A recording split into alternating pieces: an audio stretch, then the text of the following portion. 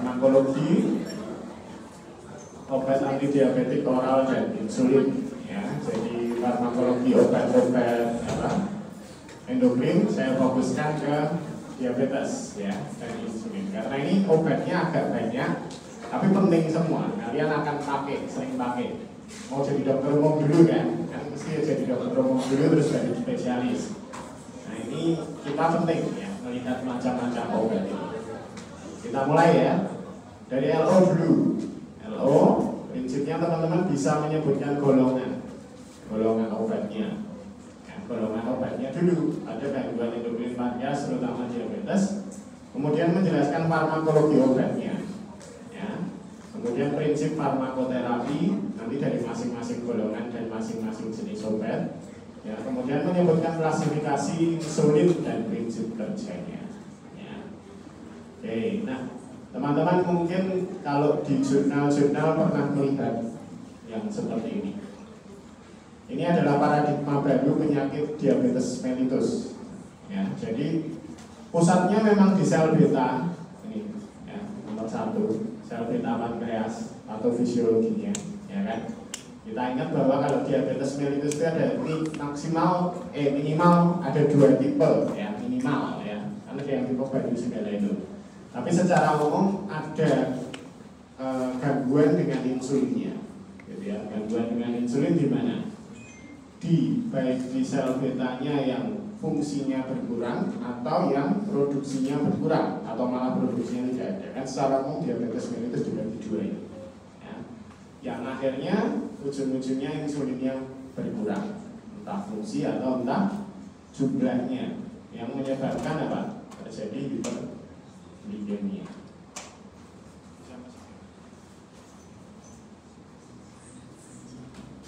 Ternyata ada hiperglikemia, terjadi hiperglikemia. Ya.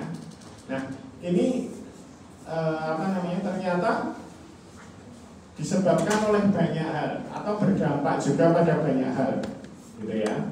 Misalkan paling sering yang di sebelah sini, paling dikenal maksudnya, ya resistensi insulin ada di liver, otot, sama adiposa.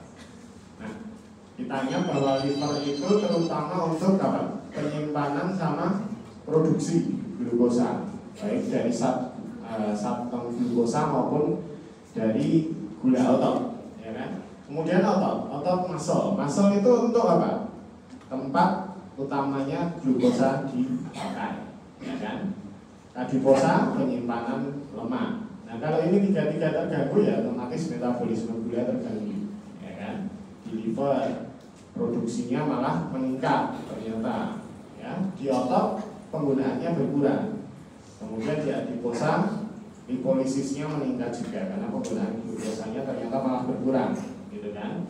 Nah kemudian di tempat-tempat lain juga berpengaruh. Di kolon ternyata ada pengaruh mikrobiota, ya kan? Mikrobiota yang meningkatkan penyerapan atau mengurangi penyerapannya. Kemudian ada imun. Jadi diabetes mellitus itu ternyata merupakan penyakit inflamasi juga, gitu ya. Kemudian di stomach, di kidney juga peningkatan reabsorpsi glukosa, ya. Kemudian di di brain ini meningkat appetite. Jadi orang kalau diabetes mellitus karena dia penggunaan glukosanya berkurang, ya kan, selnya tidak bisa memasukkan glukosa, appetite-nya meningkat, gitu ya, dan yang lain-lain. Nah, maka kita perlu memberikan pada pasien-pasien diabetes mellitus agen-agen anti-diabetik, gitu ya. Nah ini simpelnya saya bagi 2, oral dan injeksi. Ya, bentuk sediaan dari bentuk sediaan obatnya. Obat anti-diabetik oral dulu. Ya. Nah ini pembagiannya seperti ini. Jadi anti-diabetik oral bisa dibagi menjadi yang meningkatkan sekresi insulin, artinya meningkatkan produksinya. Yang kedua, meningkatkan sensitivitas insulinnya. Jadi insulinnya sudah ada, kita tingkatkan sensitivitasnya di sel. Jadi kerjanya meningkat.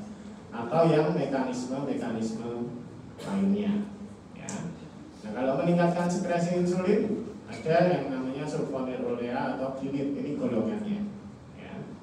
Kemudian meningkatkan sensitivitas insulin, ibuanid sama gasolindiol.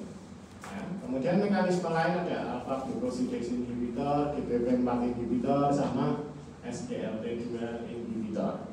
Ya. Nah, secara khusus dua ini, alpha glucosidase dan GPP4 inhibitor, dia kerjanya di GI tract. Tapi kalau SGLT inhibitor, SGLT2 inhibitor di ginjal. Ya. Oke. Nah, yang meningkatkan sekresi insulin namanya itu sekretagog. Kalau teman-teman ada baca istilah pakai gogok ini mengeluarkan, gitu ya. Nah, sekretagog dia meningkatkan pengeluaran. Dia meningkatkan sekresi insulin dari sel beta pankreas, gitu ya. Nah, kita lihat dulu. Kalau ini di sel beta pankreas, ya kan? Kita zoom in, gitu kan? Membran selnya, kemudian kita ingat di membran sel kan ada banyak pintu, gitu ya, kanal-kanal, kemudian ada di dalamnya ada organel-organel, gitu ya. Nah, khususnya kalau di sel beta pankreas itu ada yang namanya GLUT2, glukosa transporter 2, GLUT, glukosa transporter 2. Yang ini sebenarnya itu selalu terbuka, by default terbuka.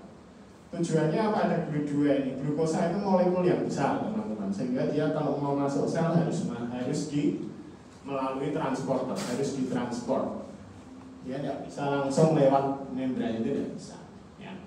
Nah, by default dia selalu terbuka, glukosa akan masuk kemudian di metabolisme, gitu ya. Nah, dengan ada metabolisme, ketika glukosa banyak, terjadi peningkatan ini, kanal sensitif ATP-nya terbuka, kemudian kanal kalsiumnya terbuka, masuk, gitu kan, vesikel kalsium banyak di sini, vesikel insulin dikeluarkan. Nah, ini. Ya. Kemudian kalau sudah insulin dikeluarkan, eksositosis mekanismenya, otomatis kadar glukosanya turun karena diserap oleh sel. Kalau kadar glukosa turun, ini tidak ada yang masuk ke dalam sel beta, jadinya tidak terjadi ini, insulinnya berhenti dikeluarkan. Prinsipnya kan seperti itu. Ya. Nah, obat-obat ini yang meningkatkan sekresi insulin ini akan meningkatkan ini, jadi menutup kanal kalium. Kalau kanal kalium tertutup terjadi depolarisasi membran, kanal kalsiumnya terus terbuka, gitu kan? Jadi kalsiumnya masuk terus ke dalam sel dan terjadi pengeluaran insulin. Jadi entah ada glukosa entah tidak, ya insulin sekretagog itu kerjanya menutup kanal kalium yang sensitif ATP, ya. Sehingga ada glukosa atau tidak dia tetap terbuka dan insulin tetap dikeluarkan. Sehingga apakah ada pengaruh dari glukosa? Tentunya tidak. Menarik ya bahwa ketika tidak ada glukosa pun kalau dikasih ini terjadi pengeluaran insulin. Itu mekanismenya. Makanya insulin sekretagog ini dua macam, sulfonylurea dan glimit ini, dia meningkatkan kerja sel beta. Sel betanya disuruh produksi insulin terus, entah ada atau tidak ada glukosa. Ya. Nah, yang menarik adalah ini, yang saya akui ini. Hanya bisa terjadi bila sel beta punya, pankreas masih punya sel beta. Artinya apa? Kalau sudah tahap akhir dari penyakit diabetes mellitus tipe 2 yang sel beta pankreasnya sudah banyak yang rusak atau sudah habis, ini sudah tidak berfungsi. Demikian pula kalau di diabetes mellitus tipe 1 yang sel beta pankreasnya sudah sangat sedikit atau bahkan tidak ada, ya, sehingga kemudian ini tidak berfungsi. Nah, sulfonylurea ini yang ada di Indonesia, ya, OAD paling tua, ya, karena insulinnya kurang, kita suruh selnya produksi aja, kan gitu, ya. Efek sampingnya apa? Hipoglikemi, peningkatan berat badan. Karena insulin itu kan enzim hormon anabolik, ya, sehingga kemudian pasti dia meningkatkan berat badan.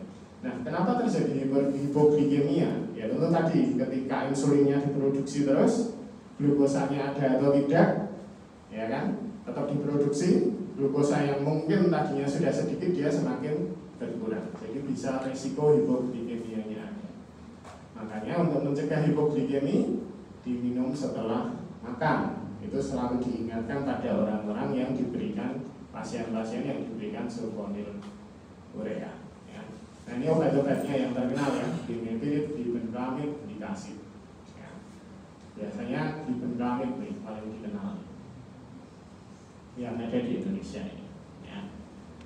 Nah itu obat pertama, meningkatkan sensitivitas insulin. Ini dua-duanya sama kerjanya seperti tadi itu, ya, menutup kanal kalium sehingga insulin diproduksi. Nah, teman-teman, kalau sekarang kita berpindah dari sel pankreas, sel beta pankreas, sekarang pindah ke sel yang menggunakan gula, ya, di otot. Ada dua protein. Ya, tadi kita kalau zoom in di pankreas kan kita zoom in, sekarang di otot kita zoom in juga.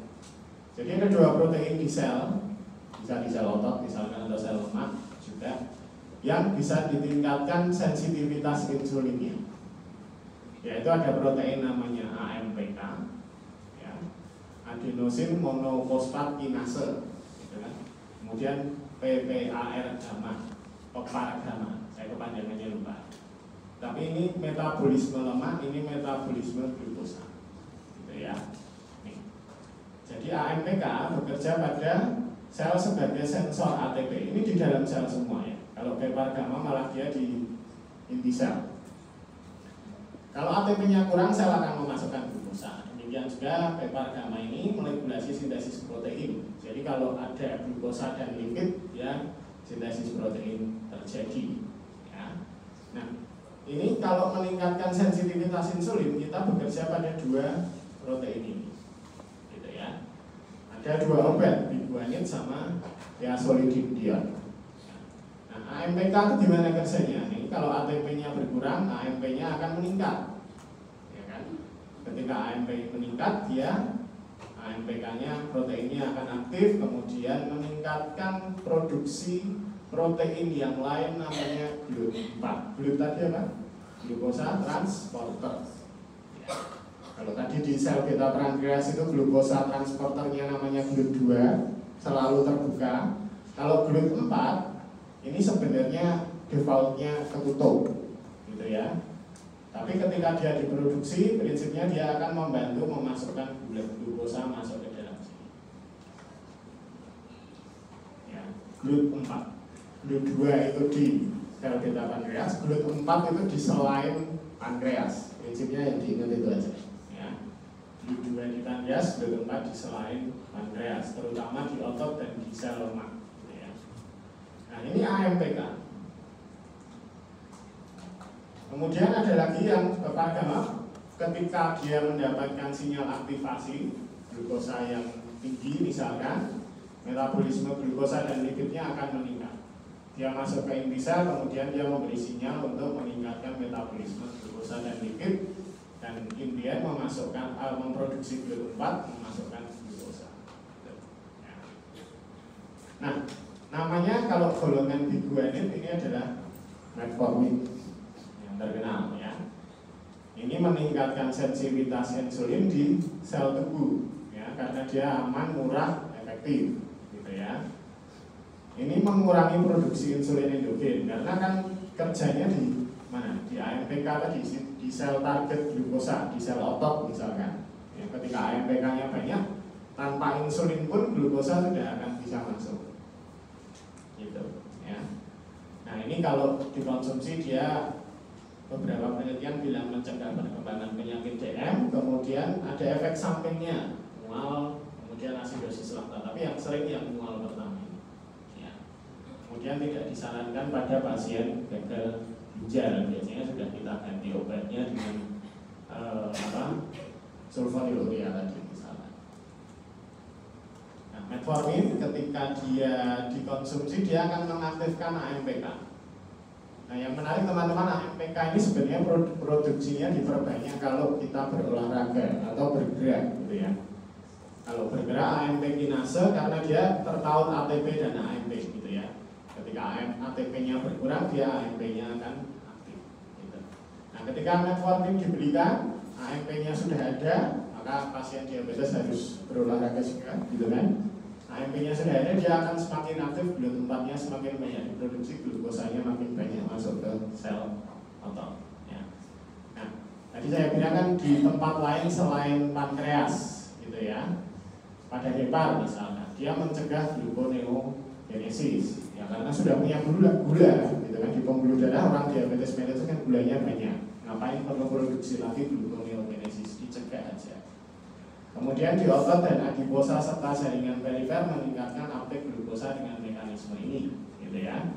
Nah kemudian menariknya obat ini metformin juga di usus dan pankreas, dia mencegah penyerapan glukosa di usus, ya, dan mengurangi sekresi glukagon di pankreas, gitu ya.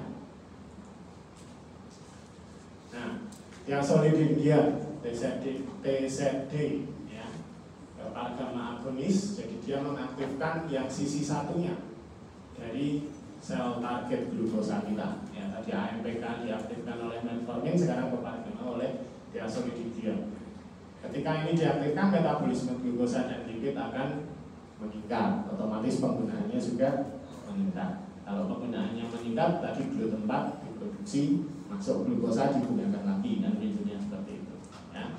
Nah, karena dia mengaktifkan ini, ya, metabolisme glukosa lipid, jadi jarang menyebabkan hipoglikemia. Ya. Nah ini hati-hati penggunaan pada gagal jantung, ya, infak miokard, kemudian agak meningkatkan risiko fraktur pada wanita dan perlu monitoring enzim hepar karena mempengaruhi hepar. Ya. Namanya gampang, ada glitasolnya. Kalau tadi obatnya satu-satu gitu ya, inofilid, dibenramid itu, sulfanylurea, klinid, gitu. Kemudian kalau biguanid itu cuma metformin, obat yang paling terkenal. Kalau thiazolidinedion ada yang namanya glitason di belakangnya rosi, glitason, bioglitason. Nah itu thiazolidinedion ini. Ya. Oke, ada pertanyaan? Lanjut ya. Sekarang di mana? Yang lain-lain, masuk ke yang lain-lain. Tadi sudah meningkatkan sensitivitas insulin, sudah meningkatkan produksi insulin. Sekarang masuk ke mekanisme lainnya. Jadi penyakit diabetes itu kita, diabetes mellitus ya, kita keroyok dari berbagai macam sisi pengobatan, gitu ya. Nah sekarang kita masuk ke yang lain-lain, terutama di yang kayaknya tidak terpengaruh tadi dua obat yang tadi. Ini bekerja misalkan di saluran cerna dan nanti di ginjal, gitu ya. Yang bekerja di saluran cerna dulu. Ada yang namanya akarbos, menghambat enzim alfa glukosidase. Alfa glukosidase itu kerjanya apa? Dia mengurangi karbohidrat menjadi monosakarida. Nah, kalau mengurangi karbohidrat menjadi monosakarida, sini ya, tanpa akarbos, ketika sudah diurai, kan monosakarida lebih mudah diserap tuh, ya kan? Penyerapannya tinggi. Dan cepat, gitu ya. Kadar glukosa darahnya naik dengan cepat, gitu. Tapi kalau dikasih akarbos yang sebelah sini, ya, karena alfa glukosidasenya berkurang, glukosa tidak terlalu banyak dibentuk karena karbohidratnya masih kompleks di sini. Nah kalau kita lihat di sini penyerapannya jadi melambat karena terlalu banyak yang bentuknya polisakarida. Meskipun penyerapan glukosanya secara umum mungkin tidak terlalu banyak berkurang, gitu ya. Karena kan mungkin panahnya sama, kalau di gambar ini ditunjukkan dengan panah yang sama, gitu ya. Cuma kadar glukosa darahnya nanti meningkatnya pelan-pelan, tidak mendadak, gitu ya, bertahap. Nah ini penggunaan akarbos diberikan sebelum makan. Nah dia akan mempengaruhi gula darah postprandial. Nah kita ingat kalau ada gula darah itu kan yang gula darah basal sama postprandial, gitu ya. Insulin juga demikian. Nanti kalau kita bahas insulin, gitu kan. Jadi glukosa itu dipertahankan pada rentang tertentu agar sel-sel tubuh bisa bermetabolisme dengan baik. Kalau makan dia biasanya meningkat sedikit. Kalau pada orang diabetes mellitus dia biasanya bisa meningkat tajam. Dan itu menimbulkan efek samping, gitu ya. Nah ini kita berikan untuk mengontrol gula darah postprandial. Ya, penyerapannya melambat meskipun tidak bergerak. Nah efek sampingnya apa? Secara umum kalau kita main-main dengan saluran cerna, itu pasti ada efek saluran cerna juga. Ini bloating. Karena tadi apa? Ini karbohidratnya terus ada di sini. Pasien merasa mungkin mual, ya. Terus di sini juga ada apa? Enzim-enzim pengurai, gitu kan, bakteri-bakteri. Jadi gasnya diproduksi terus jadi flatus. Nah ini kalau pasiennya irritable bowel syndrome kita tidak kasih, karena ini efek samping bloating gitu ya, kasihan nanti pasiennya. Gangguan nefar berat sama gagal ginjal kita sudah tidak memberikan. Nah, oke, ada pertanyaan? Aman ya. Next, apokat, kemudian saluran cerna, pankreas. Ya. Nah, kita lagi-lagi main ke obat yang kedua, saluran cerna lagi. Makanan kalau masuk ke lambung, ya, masuk makanan kita makan masuk ke lambung, saluran cerna. Ya, di saluran cerna di lambung dan di usus ada yang namanya enzim inkretin GLP1. Ya. Inkretin ini kerjanya apa?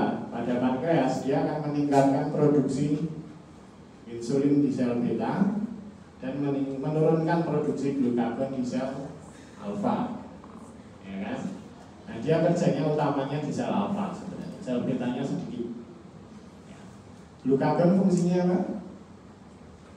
Menambah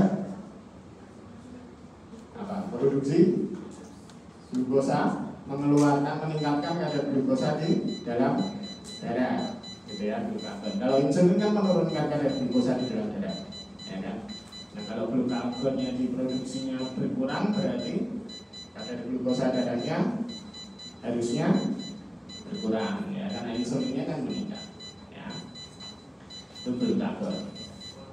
Nah, ada yang namanya DPP4, enzim yang lain, protein yang lain, ya. Dia kerjanya apa? Ini kayak Pac-Man, dia makanin inkretin ini, gitu, supaya inkretinnya ini nggak banyak-banyak, gitu. Karena kalau nggak banyak-banyak kan apa kerjanya di pankreas juga berkurang supaya glukosanya bisa di dalam darah dipertahankan, gitu ya. Kalau dia makan ini jadinya tidak terjadi juga ini. Nah, dalam konteks diabetes ini berarti agak merugikan ya DPP4 ini ya. Kalau kita bilang ini DPP4 ini kayak polisinya inkretin, dipepet polisi.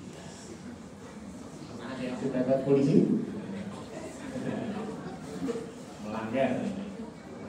Ini polisinya inkretin. Ya ada kamera. Kalau apa-apa cuma gambar polisi ya.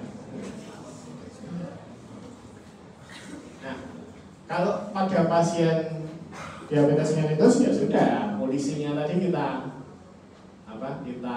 hambat saja gitu ya, pakai namanya DPP4 inhibitor. Ya.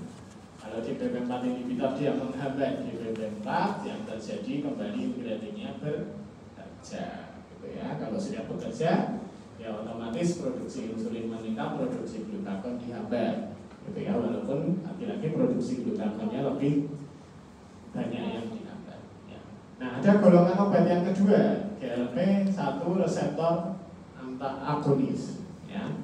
Jadi dia meningkatkan apa? Mirip inkretin kerjanya. Ketika dia terikat di GLP-1 reseptor, dia kerja mirip inkretin. Jadi yang terjadi dua-duanya teramplifikasi, gitu ya. Jadi DPP4-nya dihambat, GLP-1-nya ditingkatkan dengan reseptor agonis, gitu. Ya, simpel kan? Nih, ya, namanya terapi diabetes mellitus berbasis inkretin, karena inkretin yang kita sasar, gitu ya. DPP4 inhibitor dan DPP1 reseptor agonis, dua obat.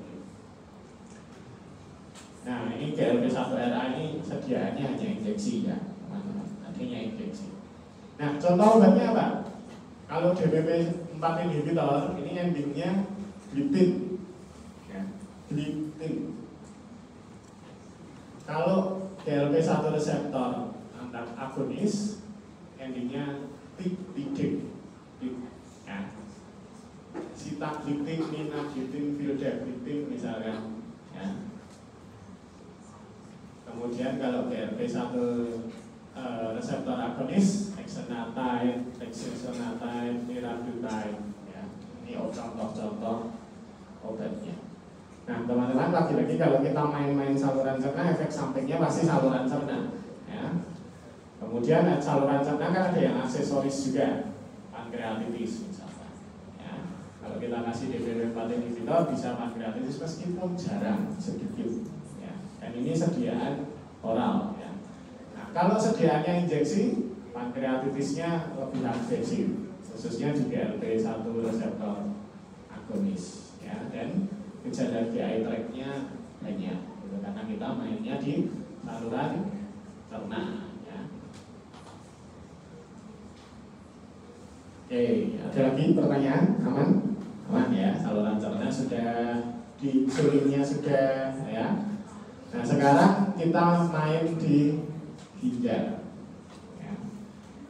Insulin pankreas sudah, saluran cernanya penyerapan glukosanya dimainkan, ya. Kemudian di ginjal, ginjal itu kan dia kerjanya apa? Reabsorpsi glukosa di tubulus proksimal, ya kan? Tubulus proksimal di sini. Jadi glukosa itu kan secara umum bermanfaat buat tubuh kita. Jadi jangan dibuang. Sebenarnya kan konsepnya dan konsep dasarnya seperti itu. Ketika masuk ke glomerulus, kemudian dia di tubulus proksimal akan direabsorpsi 100%. Ya kan? Pakai yang namanya SGLT atau GLUT lagi, ya. Serum glukosa transporter 1 dan 2 atau GLUT 1 dan GLUT 2. Ya, tadi GLUT 2 di pankreas, kalau ini GLUT 1 di tubulus proksimal, ya. Sehingga sebenarnya hampir tidak ada yang diekspresi. Silakan, kan pernah dicek ya di BK urin apa dipstick itu, teman-teman, glukosanya pasti 0, gitu ya. Secara teori kalau kamu makan glukosa banyak banget, gitu ya, dalam satu waktu banyak sekali, sehingga akhirnya di dalam darah banyak glukosanya, harusnya ada yang diekspresi.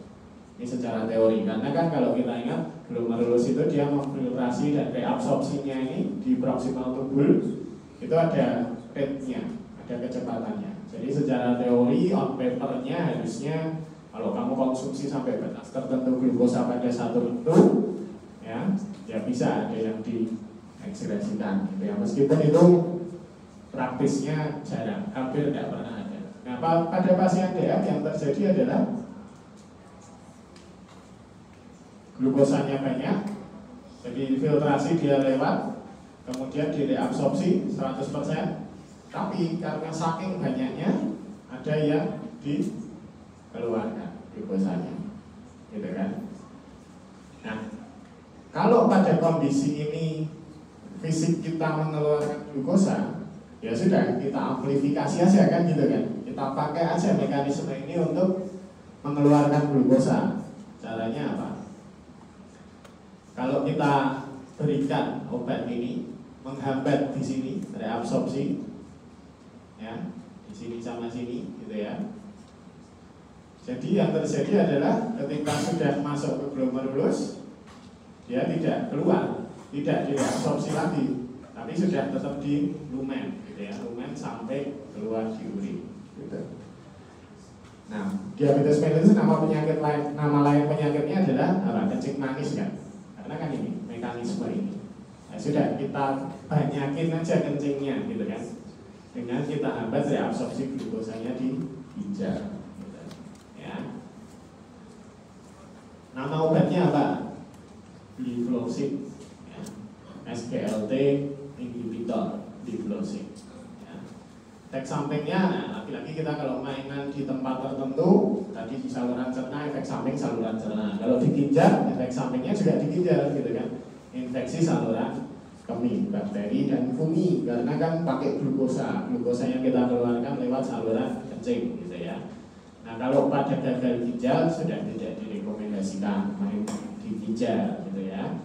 Kemudian kadang ada efek saluran cerna meskipun jarang. Contoh obatnya apa? Karena dapat gliflozin, ya.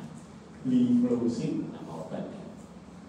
agak mirip-mirip, cuma belakangnya ini yang beda-beda. Dihafalkan aja belakangnya ini. Ya.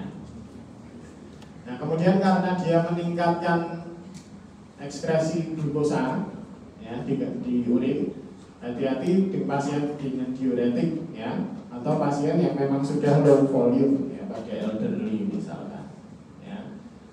Dia potensi dehidrasinya ada, sehingga kemudian kalau dehidrasi semakin merusak ginjal kan gitu kan. Kalau ginjal kekeringan rusak gitu ya. Seperti itu.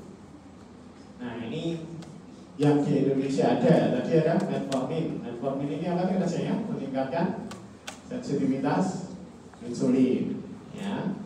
Diazolindion sensitivitas insulin juga ya. Kemudian sulfonylurea, ini contoh obatnya apa? Glibenclamid, glibepirid ya, meningkatkan sekresi insulin. Ini juga bisa meningkatkan sekresi insulin ya. Kemudian alpha glucosidase inhibitor, dia menghambat absorpsi glukosa ya. Contoh obatnya apa namanya?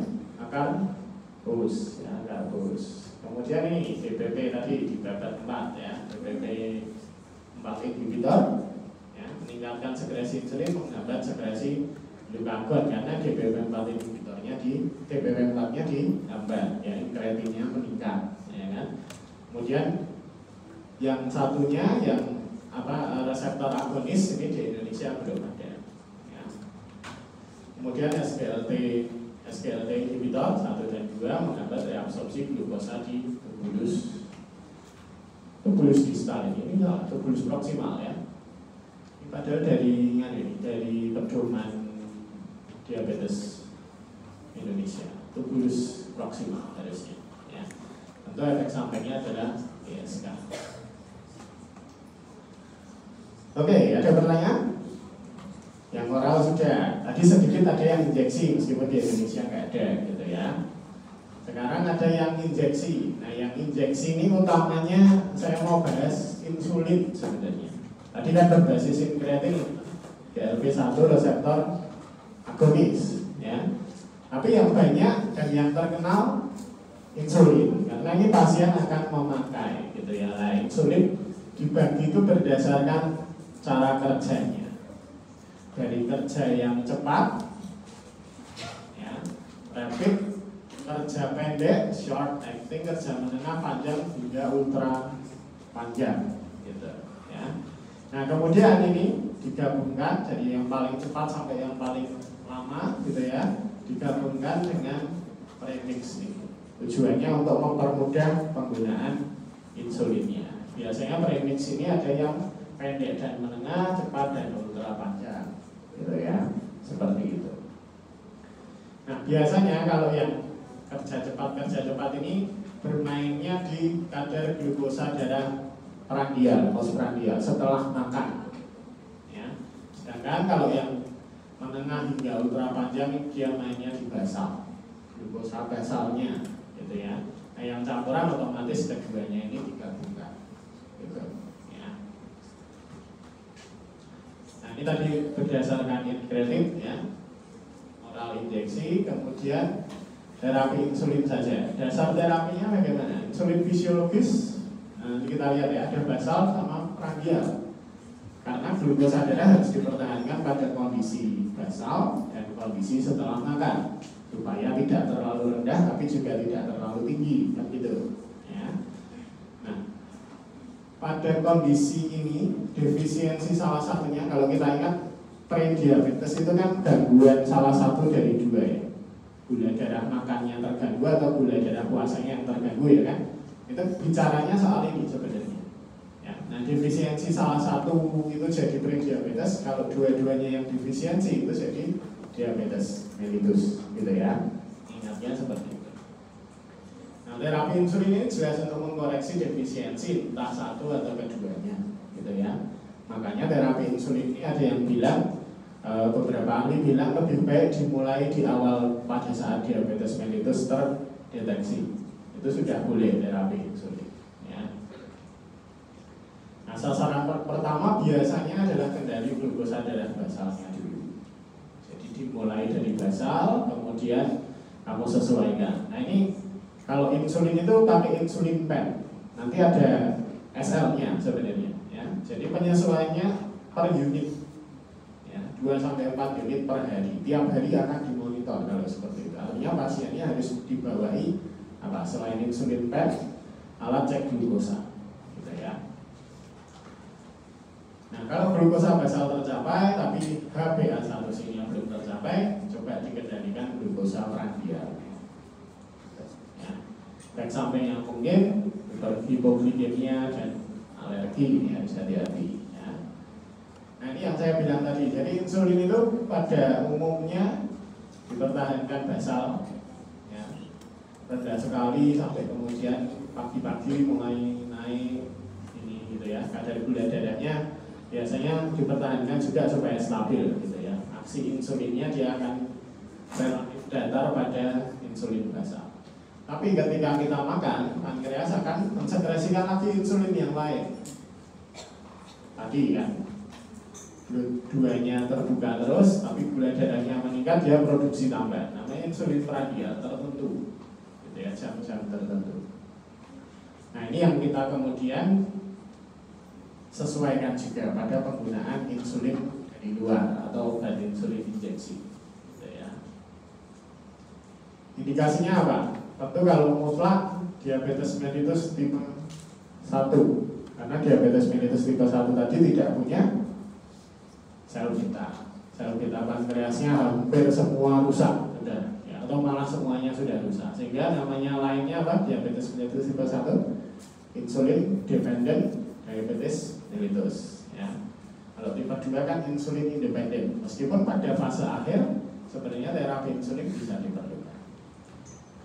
Indikasi mutlaknya DMT1, indikasi relatifnya apa? Kehamilan. Secara umum insulin itu di kehamilan dibandingkan obat-obat yang lain, jadi boleh dipakai. Ya. Kemudian ada kamu periksa di klinik, misalkan dia sudah ada gejala apa klasik diabetes mellitusnya, gitu ya. Kemudian tambah penurunan berat badan, pasien semakin kurus misalkan, gitu ya. Kemudian ada ini GDP lebih dari 250. BDS-nya lebih dari 300, HbA1c-nya lebih dari 9. Terkontrol kan berapa? 7 yang HbA1c. Sekarang kan ini jadi patokannya. HbA1c kan utamanya. Kalau di klinikmu punyanya GDP, GDS ya tidak apa-apa, tapi HbA1c ini jadi patokan. Ya. Kemudian sudah dapat terapi OAD. Ya. Makanya saya bilang tadi ada beberapa ahli yang bilang insulin dulu, tapi ahli yang lain bilang enggaklah OAD dulu. Tapi kalau sudah di metabolik, ya, kita bisa inisiasi terapi insulin, gitu ya. Kemudian ada pasien-pasien dengan terapi steroid dosis tinggi. Steroid itu kortikosteroid, misalkan dia meningkatkan apa? Kadar glukosa darah, gitu ya. Sehingga kemudian kita bisa terapi insulin untuk mengcounter steroidnya. Kemudian kalau ada rencana operasi tapi dia gula darahnya tinggi dan harus dilakukan operasinya segera, terapi insulin bisa. Kemudian kondisi tertentu lain, infeksi tuberkulosis, penyakit hati, gangguan fungsi ginjal mungkin bermanfaat dengan terapi insulin, karena tadi ada beberapa obat yang sudah kontraindikasi, gitu ya. Nah, ini macam-macamnya. Ya, ini apa, tidak usah dihafalkan, tapi saya kasih contoh. Misalkan rapid acting kerja cepat, merek-mereknya ini, ya, Rispro, Aspart, ya, yang sering Aspart ini. Novo Rapid, ada nama rapidnya, itu kerjanya biasanya cepat, ya. Kemudian yang short acting, ya, Humulin, sering dipakai juga, ya. Kemudian ada yang immediate acting, kerja menengah, kerja panjang, kerja ultra panjang. Insulin glargin, detamir, ya. Ini biasanya kita akhirnya kombinasikan. Ya, jadi pakai yang basal dulu, yang kerja panjang biasanya cuma sehari sekali, misalkan yang ini glargin, gitu ya. Glargin ditambah yang aspart kalau apa mau makan, misalkan seperti itu. Ya. Nah, supaya mudah ada yang kombinasi, ya, premix, Humulin premix, Novomin premix, ya. Nanti kalau sudah seperti ini biasanya pakainya kayak minum obat gitu ya, 3 kali sehari gitu. Tapi sudah reguler supaya pasien tidak lupa gitu ya.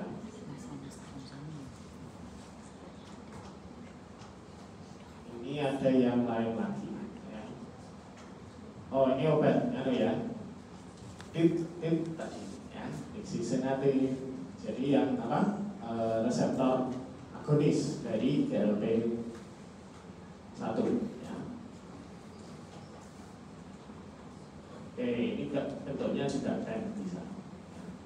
Kemudian terapi insulin bukan tanpa efek samping atau bukan tanpa warning ya. Yang pertama mungkin terkait diet. Diet ini terus pasien biasanya yang apalagi zaman sekarang gitu ya, pegang Google gitu kan. Loh, saya logikanya kalau sudah pakai insulin ya sudah dok, saya makan padang saya apa, injeksi insulin dulu gitu ya supaya gula darahnya turun ya kan.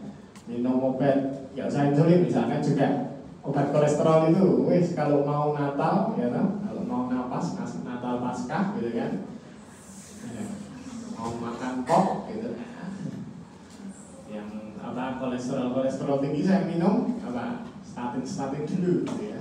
Insulin saya pakai insulin juga aja dok, boleh nggak? Tentu enggak ya. Karena kalau dipakai secara tidak reguler dia resikonya apa?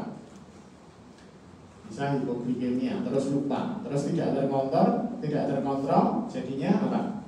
Selain hipoglikemia, diabetesnya juga gula darahnya naik turun. Ya, itu tidak baik. Nah, terkait hipoglikemia karena insulin ini kan tadi memasukkan glukosa darah ke dalam sel, jadinya glukosa darahnya bisa berkurang. Jadi kalau dipakai, terutama yang prandial tadi, makanya pakainya yang basal dulu kan, kontrol basalnya dulu. Kalau prandial dipakai secara tidak reguler, dia bisa hipoglikemia. Artinya pemakaiannya harus sangat teratur. Nah ini hati-hati pada pasien-pasien elderly. Ya, nah di blog ini kan kalian belajar juga yang elderly kan, jadi harus diperiksa gitu ya. Harus ada kalau bisa yang menemani.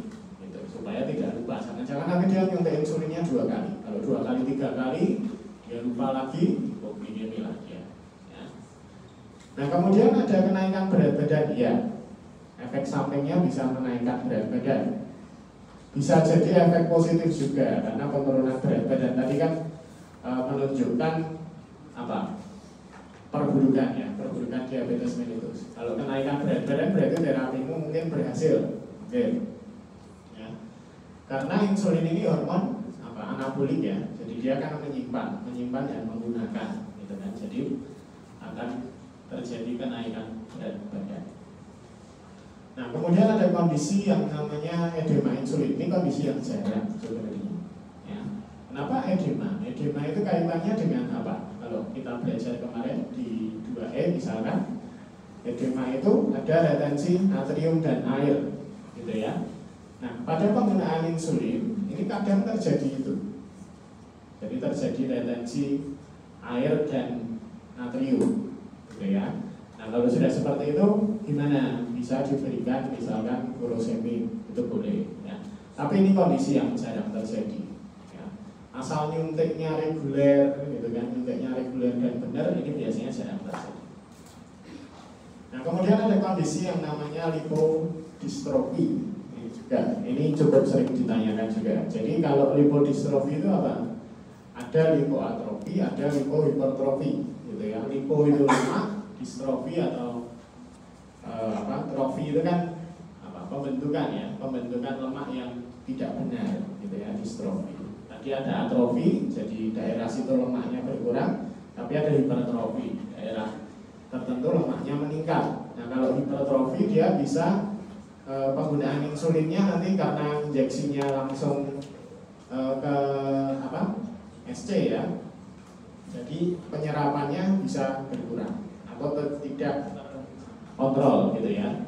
Nah artinya pada lipodystrofi ini disiasati dengan penyuntikannya tentu daerahnya beda-beda gitu ya. Jadi misalkan 1 minggu kalau nyuntiknya di perut gitu ya, jadi 4 kuadrat perut itu nyuntiknya 1 minggu 1 kuadrat di daerah yang berbeda. Minggu depannya ganti kuadrat seperti itu ya, supaya tidak lipodystrofi. Oke, ya sejauh itu pembahasan kita ya. Ini sebenarnya obatnya macam-macam ya. Tadi dari sel beta bisa menurunkan insulinnya, kita berikan bisa incretin gitu ya, incretin di sini, kemudian incretin lagi SGLT inhibitor, ya, GLP agonis, ya. Kemudian ini tadi metformin, TZD, gasolidindium, ya. Kemudian apa? Yang lain juga sebenarnya ada appetite suppressan gitu ya. Ini bisa dikombinasikan, termasuk antiinflamasi tertentu juga bisa. Oke. Bahkan yang terbaru mungkin probiotik ini bermanfaat, gitu ya. Probiotik itu bakteri dari usus, gitu ya. Yang kita konsumsi itu mungkin bisa bermanfaat mengontrol apa? Penyerapan glukosa. Probiotik dan prebiotik, prebiotik itu makanannya dari probiotik. Oke, mungkin itu. Nah, ini kita tadi sudah bahas ini. Ada pertanyaan? Oke, kalau tidak ada pertanyaan, mungkin kayaknya slide saya sudah terakhir. Oh, ini contoh obatnya ya. Contoh obatnya, ini sumber belajar saya. Ya, jadi kalau baca dari sini dulu, yang putih, basic concept in pharmacology, baru kemudian kalau ini sudah katam dan sudah menjadi tidak menarik, pindah ke yang sini, baru yang sini. Mau lanjut ke yang ini juga boleh. Oke, kalau gitu, ada pertanyaan? Ya. Oh, satu lagi sebenarnya, kalau ini kan teori ya, buku-buku ini tuh bicara teori, tapi kalau terapi itu sebenarnya berkembang terus. Artinya kamu bisa lihat di jurnal-jurnal gitu ya. Siapa tahu ada algoritma terapi. Makanya saya tidak berikan algoritma biasanya di kuliah-kuliah saya jarang. Karena itu berkembang terus gitu ya. Karena ada yang dikombinasikan boleh, ada yang tidak gitu akhirnya. Sesuai dengan nanti di penyakitnya seperti apa. Karena prinsipnya saya personalize gitu ya. Oke, kalau tidak ada pertanyaan, saya akhiri ya kuliah. Semoga bermanfaat teman-teman. Ya, selamat melanjutkan kuliah. Terima kasih. Gimana ya?